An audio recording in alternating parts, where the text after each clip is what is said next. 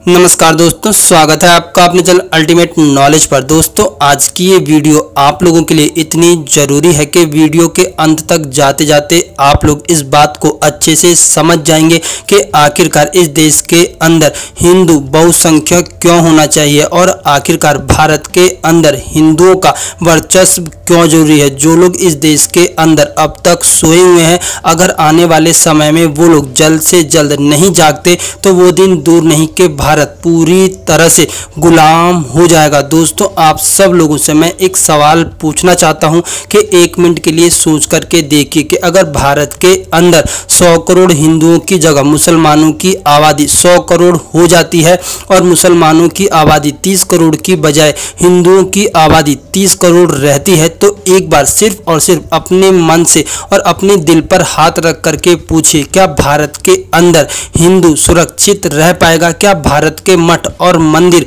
पूरी तरह से बचे रह पाएंगे? जो लोग पूरे दिन जय भीम और जय मीम के नारे लगाते हैं, उन लोगों से एक सवाल कीजिए, क्या भारत के अंदर अगर 100 करोड़ मुस्लिम आबादी हो जाएगी तो क्या भारत का संविधान बचा रहेगा? दोस्तों, ये सिर्फ और सिर्फ एक ऐसी बात है जो कि भारत के हर हिंदू को आज के समय में पता होनी चाहिए कि अगर भारत का संविधान सुरक्षित है तो उसका एक ही कारण है कि भारत के अंदर हिंदू आबादी वर्तमान समय में बहुसंख्यक है। जिस दिन भारत के अंदर मुस्लिम आबादी बहुसंख्यक हो जाएगी, उसी दिन भारत का संविधान पूरी तरह से खत्म कर दिया जाएगा और भारत के अंदर शरिया लॉ लागू कर दिया जाएगा।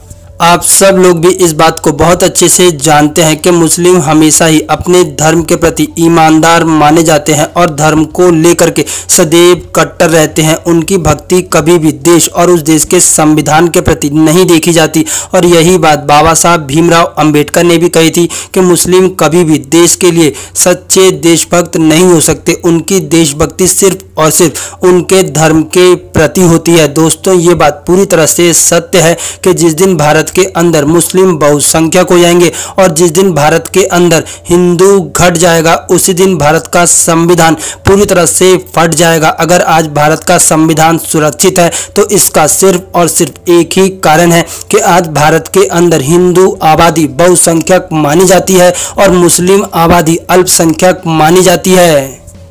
लेकिन जिस प्रकार से वर्तमान समय में भारत का हिंदू सोया हुआ है और जिस प्रकार से वर्तमान समय में मुस्लिम लोग अपनी आबादी को तेजी से बढ़ा रहे हैं, उसे देखते हुए इस बात को कहा जा सकता है कि अगर आने वाले समय में जल्द से जल्द हिंदू नहीं जागता और अपने देश और अपने धर्म के प्रति वफादार नहीं होता, तो इस बात में कोई दो राय नहीं कि आने वाले समय में भारत के अंदर मुस्लिम आबादी बहुसंख्यक हो सकती है और साथ ही साथ हिंदू आबादी अल्पसंख्यक हो सकती है। वर्तमान भारत में भी भारत के कई ऐसे राज्य हैं जिन राज्यों के अंदर मुस्लिम आबादी बहुसंख्यक है और हिंदू आबादी अल्पसंख्यक है। एक बार जाकर के जरा उन राज्यों का हाल देख लो।